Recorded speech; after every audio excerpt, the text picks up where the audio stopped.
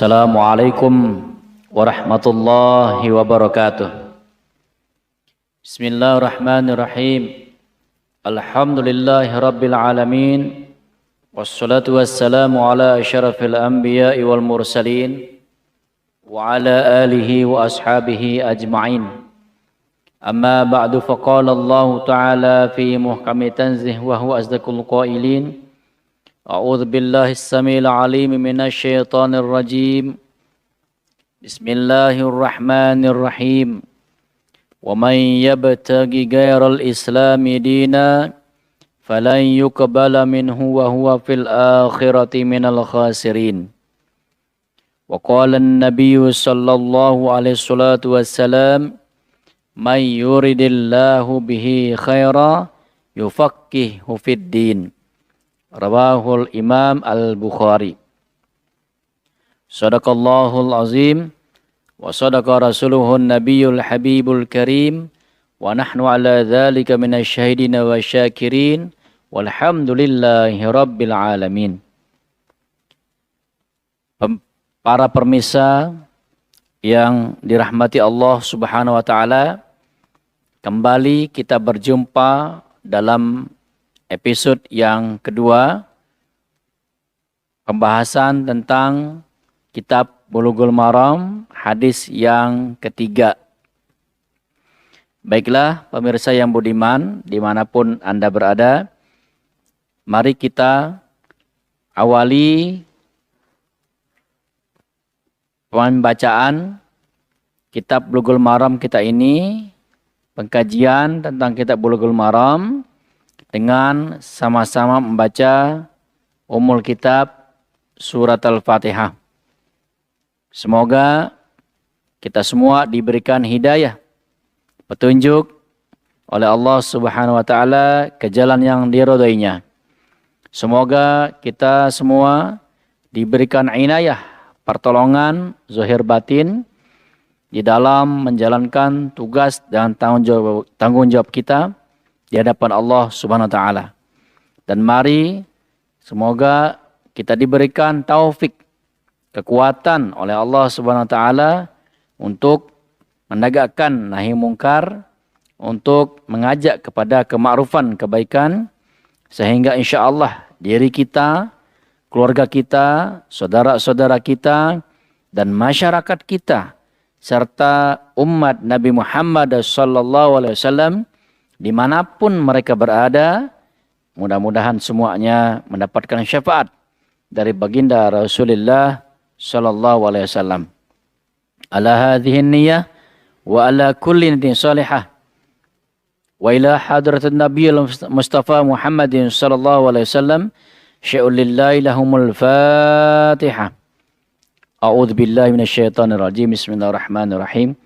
Alhamdulillahi rabbil alamin arrahmanir rahim maliki yaumiddin iyyaka na'budu wa iyyaka nasta'in ihdinas siratal mustaqim siratal ladzina an'amta 'alaihim ghairil maghdubi 'alaihim waladdallin. Amin. Allahumma amin.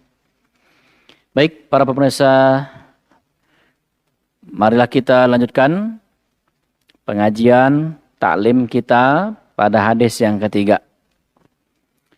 Bismillahirrahmanirrahim.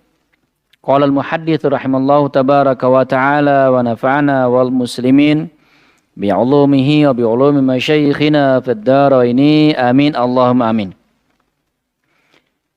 An Abi Amamah al-Bahili radhiyallahu anhu qala Rasulullah sallallahu alaihi wasallam, innal ma'a la yunajjisuhu syai' illa ma ghalaba ala rihi wa ta'mi wa launi.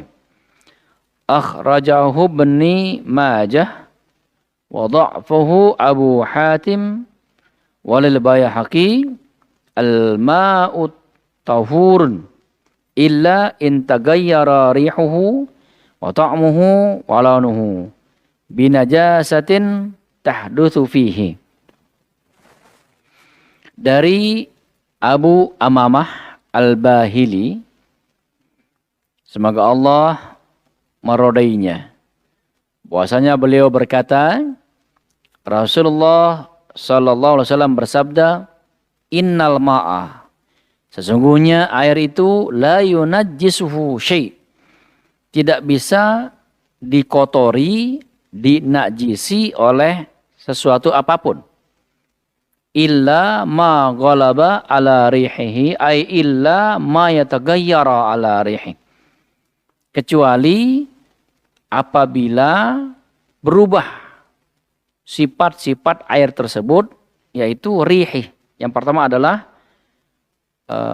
baunya. Bau dari air itu berubah.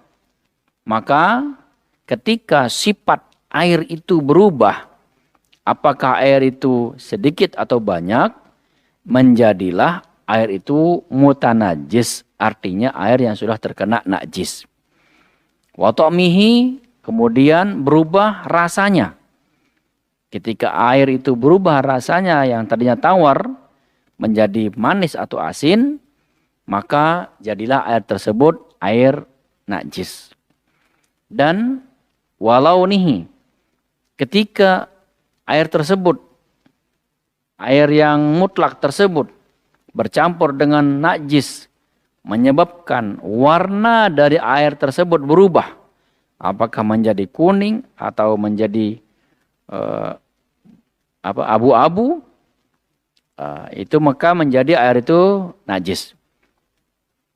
Artinya di sini adalah perubahan-perubahan itu salah satu di antara yang tiga itu. Bukan harus ketiga-tiganya. Apabila salah satu dari air itu berubah, apakah itu rasanya, atau warnanya, atau baunya, maka dihukumkan air itu menjadi air mutanajis. Hadis ini dikeluarkan oleh Ibnu Majah, tetapi oleh Imam Abu Hatim, hadis ini didoifkan oleh beliau. Kemudian teks hadisnya menurut Imam Al-Baihaqi ada perbedaan. Yang apabila yang diriwayatkan oleh Imam Abu Umamah Al-Bahili, bunyi hadisnya, konteks hadisnya mengatakan innal ma'a la yunajjisuhu syai'un illa ma ghalaba ala rihi wa ta'mi wa launi. Sedangkan teks dari Imam Al-Baihaqi disebutkan adalah al-ma'u tahurun.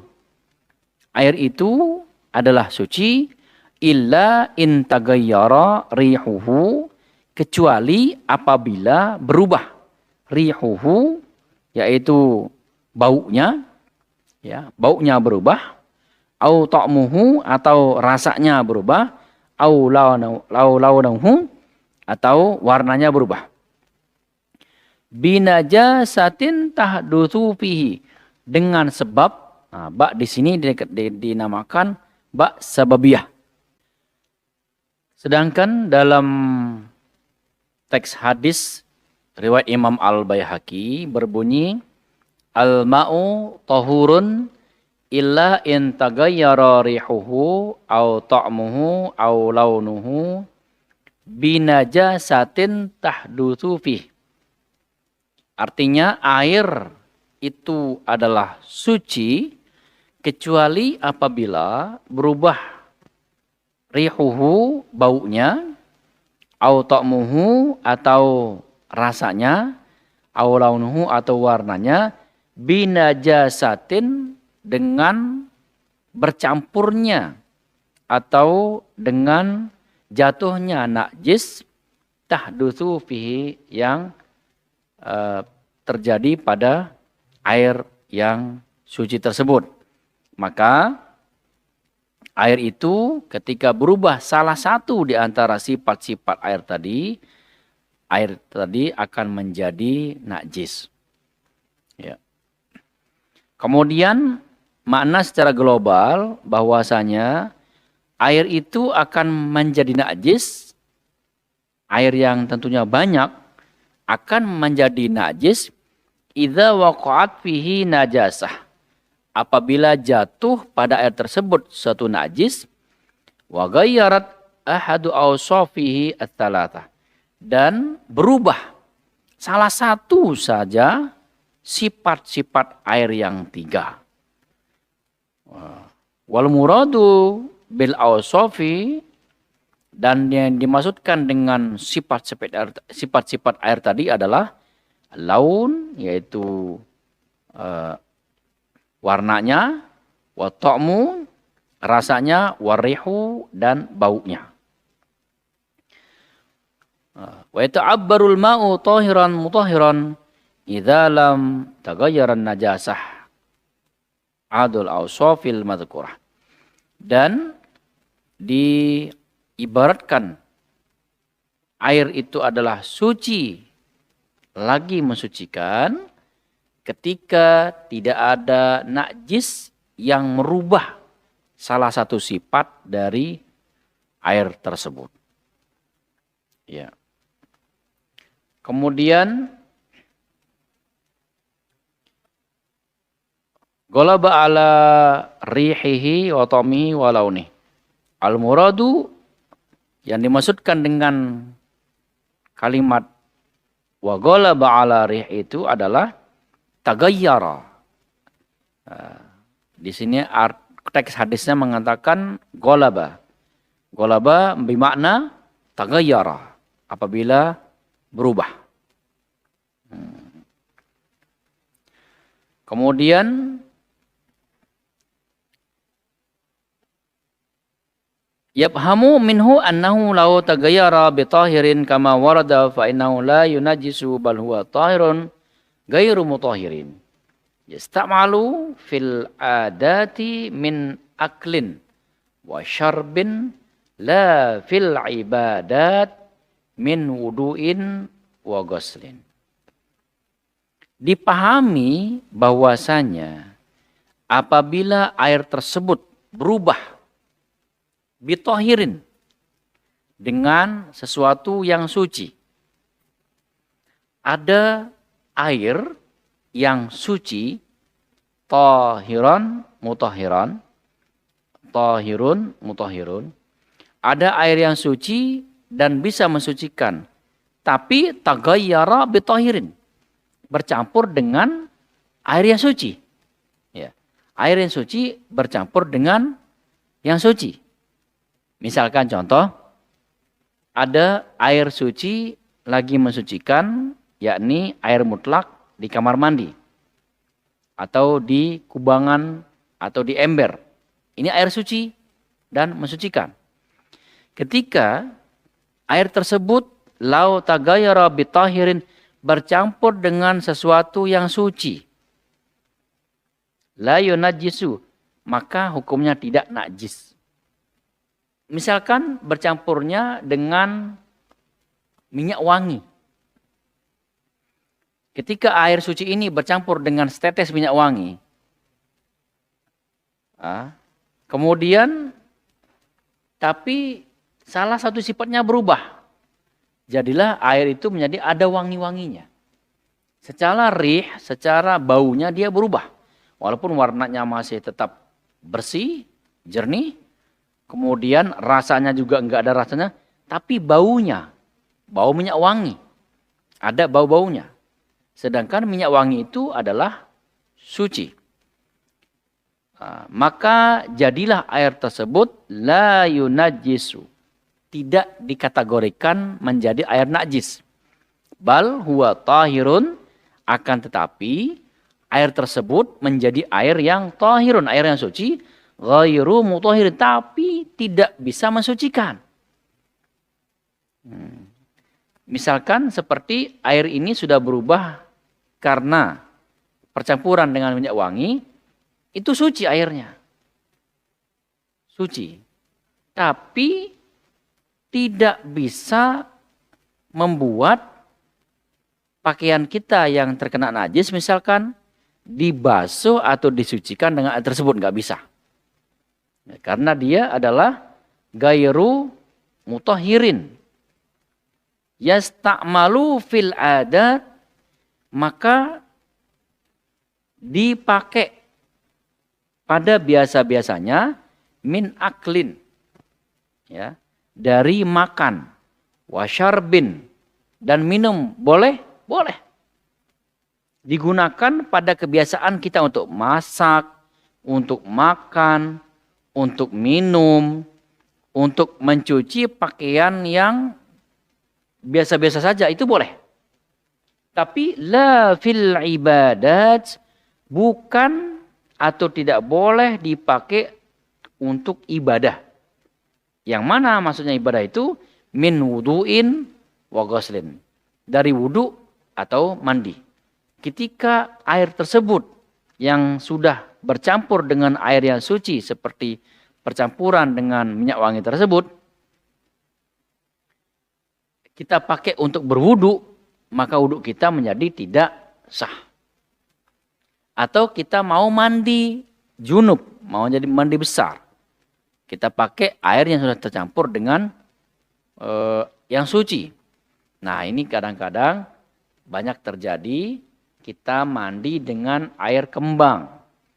Ketika air tadi, air mutlak, suci, bersih, nggak ada perubahan dalam 3 sifatnya.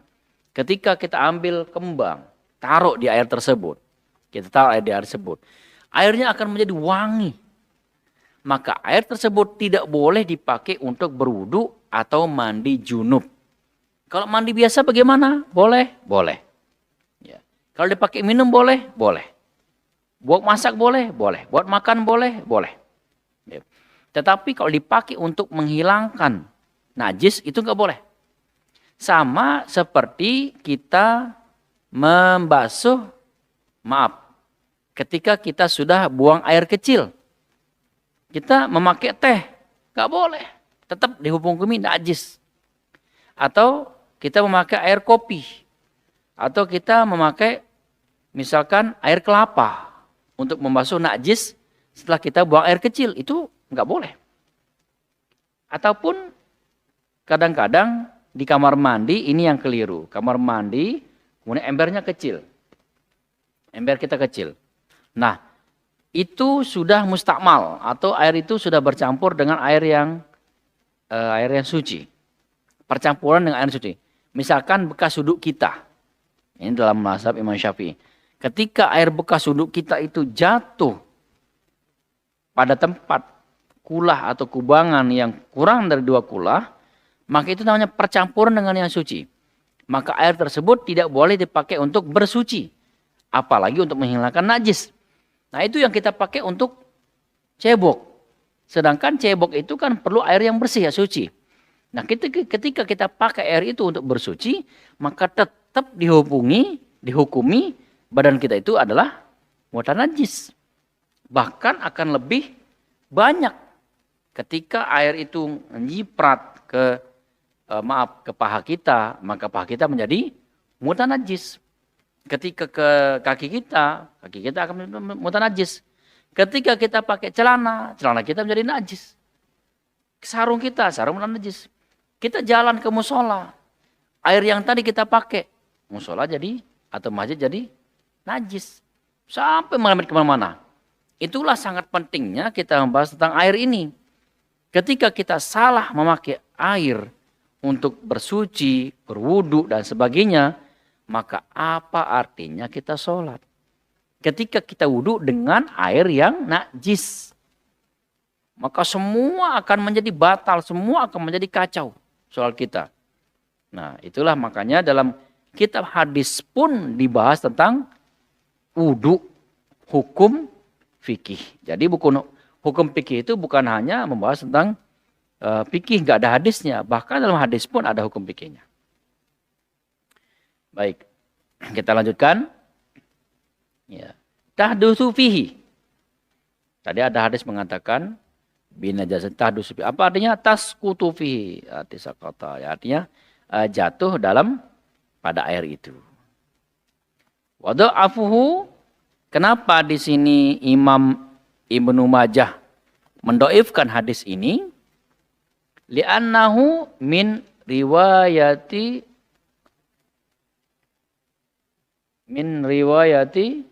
Rasyadaini bin Sa'din.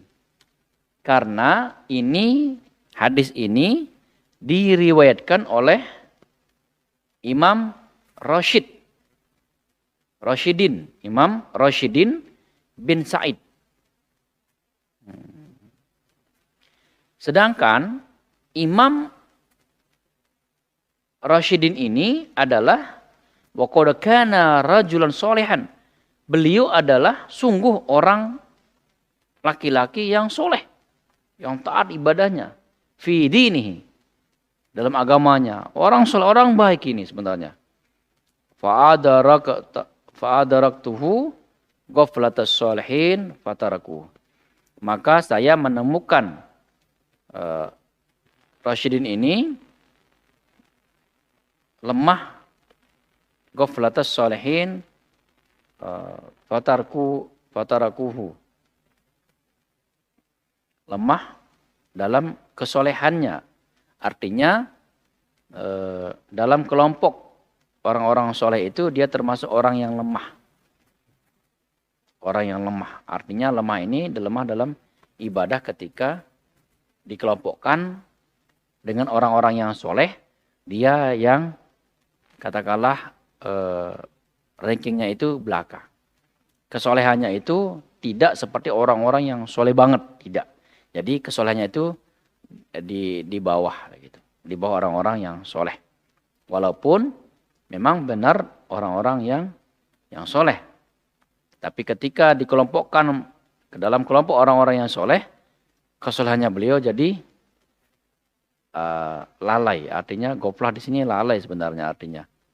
Ya, artinya di sini agak lemah. Kemudian wal haditsud dhaif taqaddamul kalam alaihi fil muqaddimah. Ya. Apa arti hadis dhaif? Di sini di muqaddimah sudah dijelaskan. Nah, insyaallah nanti kalau ada yang bertanya kita akan bahas tentang hadis dhaif itu apa. Hadis dhaif itu sebenarnya hadis yang boleh dipakai apa tidak. Nah, insyaallah nanti kalau ada yang komen di komentar kita akan bahas apa itu hadis dhaif.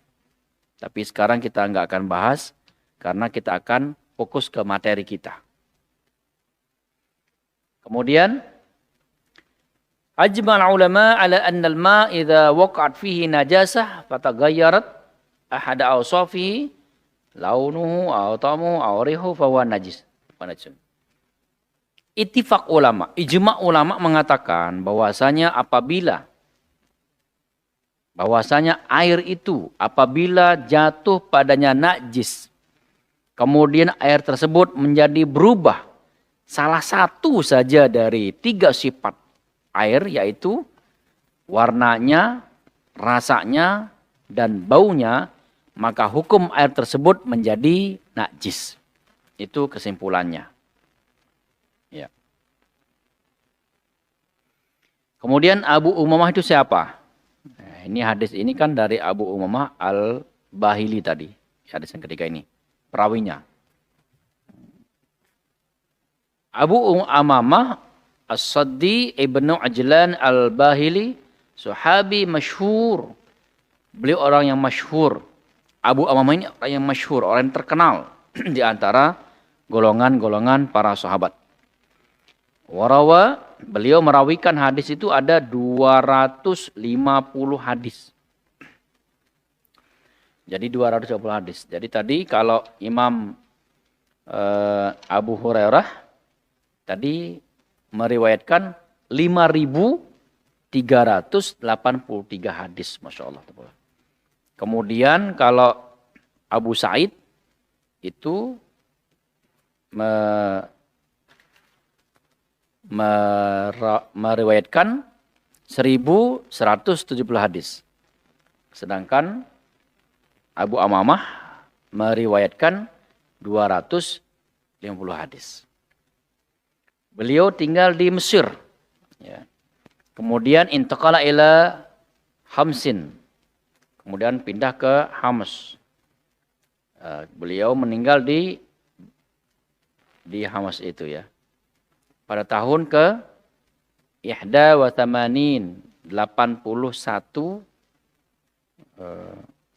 Hijriah. Dan akhir dari kematian beliau itu di Syam ya, di Syam, negeri Syam minas sahabah. kemudian dimakamkan di tempat sahabat di sana. Ya. Kemudian Al-Baihaqi, di sini ada kalimat Al-Baihaqi, perawi selanjutnya. Siapakah Imam Al-Baihaqi itu? Imam Al-Baihaqi adalah Al-Hafiz. Nah, jadi kita kembali menemukan istilah-istilah yang perlu penjelasan dalam ilmu hadis. Al-Hafiz. Apa dia Al-Hafiz? Al-Hafiz artinya man ro'a alfu mi'ati hadisin. Alfun wa mi'ati hadisin. Nanti insya Allah ini kembali kita akan jelaskan itu hafiz itu apa arti hafiz? Man hafiza mi'ata alfi hadithin matnan wa isnadan. Orang yang sudah menghafal 100.000 hadis dari segi matan dan sanadnya, itu namanya Al-Hafiz. Sedangkan Imam Al-Baihaqi termasuk Imam Al-Hafiz Al-Allamah Syekh Khurasan. Jadi beliau dari kampung Khurasan. Abu Bakrin Ahmad ibni Husain sahibit tasanif allati lam yasbiq ila misliha. Waqad balagot ta'lifi. Di samping itu kana wara'an. Imam Al-Baihaqi adalah orang yang wara'. Yang wara' artinya takut melakukan sesuatu yang haram atau menjaga diri dari perbuatan yang diharamkan oleh Allah Subhanahu wa taala. Taqiyan, beliau orang yang takwa, beliau orang yang benar-benar menjunjung tinggi dari perintah-perintah Allah Subhanahu wa taala. Zahidan, orang yang zuhud, orang yang tidak terlalu memikirkan tentang kehidupan dunia. Jadi beliau menyibukkan dirinya mengurusi kehidupan akhirat yang berkaitan dengan hubungannya dengan hablum minallah. Tidak terlalu bermewah, kemudian tidak terlalu mengejar yang namanya kehidupan duniawi. Irtahala ilal Hijaz wal Iraq. Dari Khurasan beliau hijrah ke Hijaz dan Irak. Kemudian beliau Imam Al-Baihaqi, Baihaqi itu sendiri adalah nama sebuah balad, nama sebuah kota atau sebuah desa, ya, yang dekat dengan Taisabur. Ya. Beliau dilahirkan pada tahun ke-84 mi'atin 184 ya. 184 Hijriah. Kemudian wamata, dan beliau meninggal dunia, wafat arba'a wa khamsin wa arbumi'atin pada tahun 454. Ya, 454 Hijriah. Baik, itu untuk pembahasan kita pada hadis yang ketiga. Selanjutnya kita akan lanjutkan pada hadis yang keempat. Insyaallah mudah-mudahan bisa berlanjut dikarenakan waktu yang gimana? Terpotong ya. Selanjutnya kita akan lanjutkan pada hadis yang keempat. An Abdullah ibni Umar radhiyallahu anhu qol qala Rasulullah sallallahu alaihi wasallam, "Idza kana al-ma'u kullatain lam yahmilil khabatha wa fi labzin lam yanjus." Akhrajahul arba'ah wa sahahahu Ibnu Khuzaimah wal Hakim wa Ibnu Hibban. An Abdullah, dari Abdullah Ibnu Umar, putra dari Khalifah Umar radhiyallahu anhu, semoga Allah meridai beliau. Qala, telah berkata, Qala Rasulullah sallallahu alaihi wasallam. Tadi potong aja ya. Potong.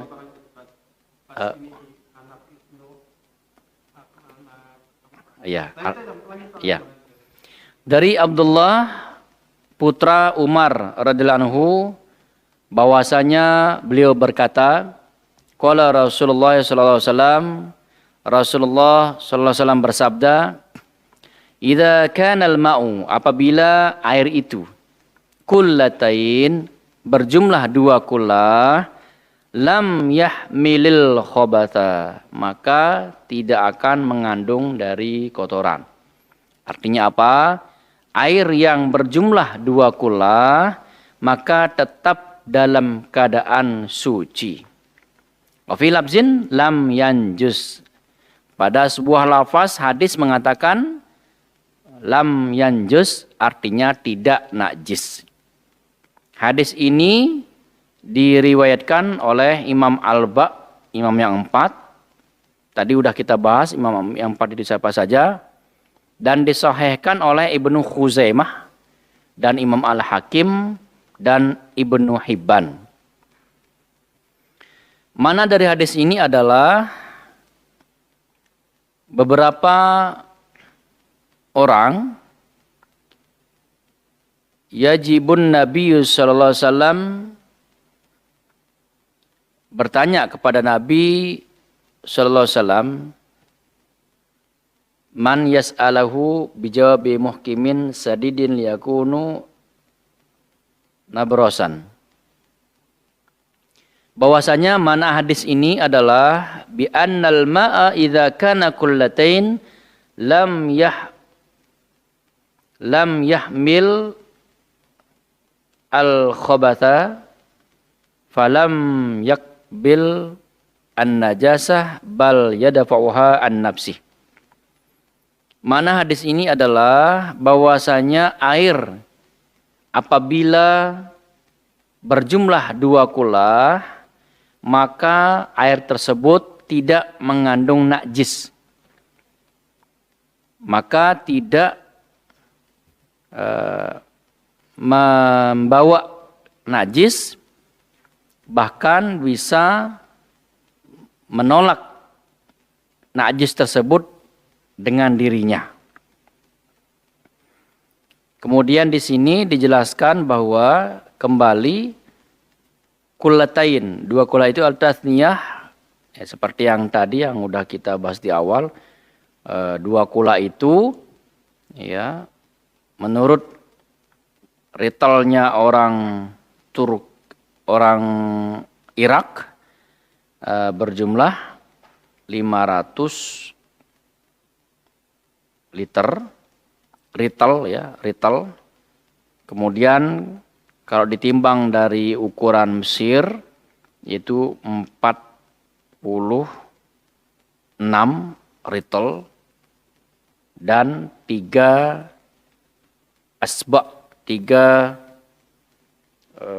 hastah. 3 hastah. Kemudian pemahaman hadis yang pertama adalah apabila ada serangga atau binatang yang masuk ke dalam air yang berjumlah 2 kullah atau lebih, ya, maka tidak menyebabkan air tersebut menjadi najis. Ya. Kemudian apabila di sana ada orang pipis atau ada anak kecil yang pipis tetapi tidak menyebabkan berubahnya sifat-sifat air yang 3, maka air tersebut dikategorikan menjadi air yang suci.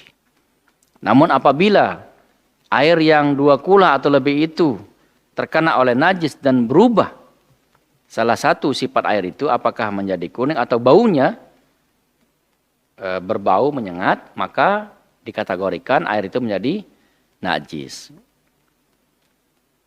Kemudian yang kedua, pendapat Imam Asy-Syafi'i dan Ahmad pada menjadikan air tersebut adalah air yang banyak adalah apabila air tersebut berjumlah 2 kulah atau lebih. Maka dikategorikan air tersebut menjadi air banyak. Artinya tidak mempengaruhi kesucian dari air tersebut selama tidak berubah sifat-sifat air itu. Kemudian selanjutnya perawi hadis, siapakah Abdullah ibnu Umar itu? Abdullah itu adalah Abdullah ibni Umar bin Khattab al-Adiwi Abu Abdurrahman al-Makki. Ya. Abdullah adalah putra dari Umar ibn al-Khattab, putra dari Khalifah al-Adawi. Abu Abdurrahman ya, al-Makki, beliau lahir di Mekah, aslama sagiran. Beliau masuk Islam dari sejak kecil. Ya. Di Makkah, di Mekah, wahajara ma'a abihi, kemudian beliau hijrah bersama bapaknya ke Madinah. Wa syahidal Khandaq, dan beliau syahid di perang Khandaq. Wa bai'atur Ridwan, dan beliau ikut dalam baiat Ridwan. Beliau meriwayatkan hadis 1630 hadis. Ya, luar biasa nih, banyaknya juga. Ya, mirip-mirip dengan yang Ibnu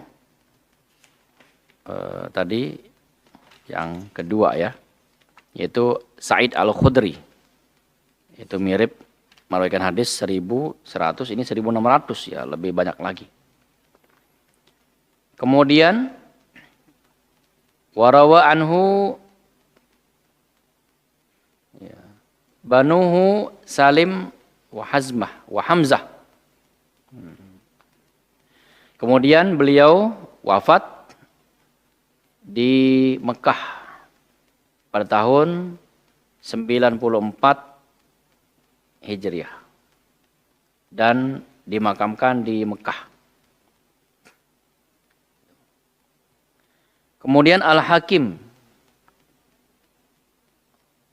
yang mengeluarkan hadis yang keempat ini adalah Imam Al-Hakim. Ya, beliau adalah Imamul Muhaqqiqin.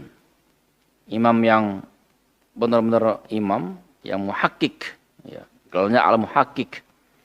Abu Abdullah ibn Muhammad ibn Abdullah An-Naisaburi Al-Ma'ruf ibni Bai.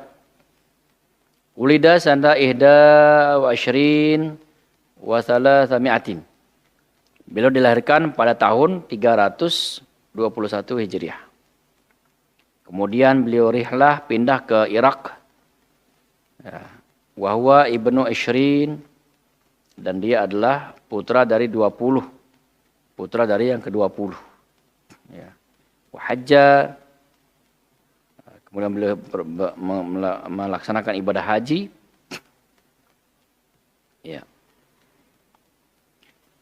Kemudian wafat beliau pada tahun khamsun wa arba'u mi'atin, pada 405 Hijriah. Kemudian Ibnu Hibban. Siapakah Ibnu Hibban itu? Ibnu Hibban adalah Al-Hafiz Al-Alama Abu Hatim Muhammad bin Hibban ibn Ahmad al-Basti min fuqaha'id-din. Ya, beliau dari fuqaha'ud-din. Jadi ahli-ahli bidang fikih. Wa hufazil athar, dan beliau adalah penghafal athar. Ya, luar biasa beliau. Wa qala, dan dikatakan beliau adalah awiyatul ilmi wal fikhi. Beliau adalah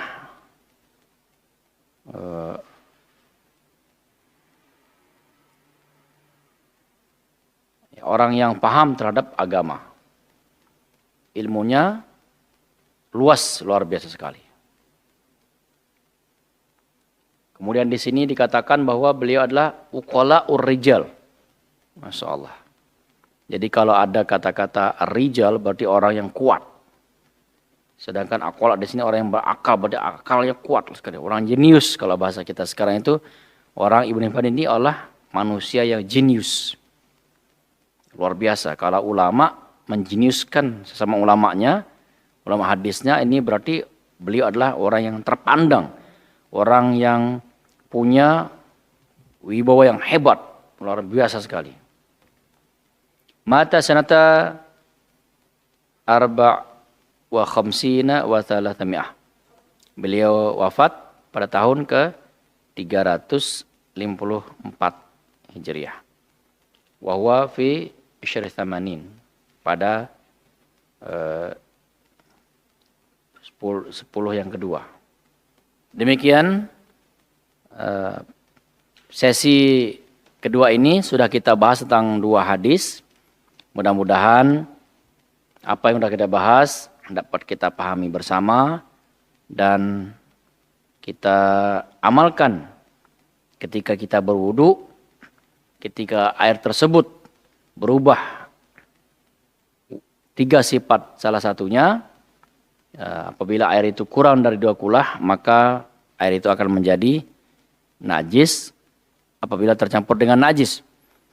Dan apabila tercampur dengan sesuatu yang suci, maka air tersebut menjadi air yang mustakmal atau tidak boleh dipakai untuk berwudu atau mandi atau membersihkan kotoran. Hanya boleh dipakai untuk minum, makan, ya mungkin mencuci pakaian yang tidak terkena najis itu boleh, ataupun untuk siram tanaman boleh, atau untuk yang tidak untuk ibadah itu boleh. Demikian pembahasan kita. Insyaallah kita akan lanjutkan hadis yang kelima. Ini masih tentang air, namun nanti ada hubungannya dengan junub. Dengan junub dan membuang air kecil di dalam air atau di air tersebut. Insyaallah kita akan lanjutkan pada sesi berikutnya. Kita tutup dengan doa kafaratul majlis. Subhanakallahumma bihamdika asyhadu an la ilaha illa anta astaghfiruka wa atubu ilaik. Demikian, wallahul muwaffiq al hadi ila sabilir rasyad. Assalamualaikum warahmatullahi wabarakatuh.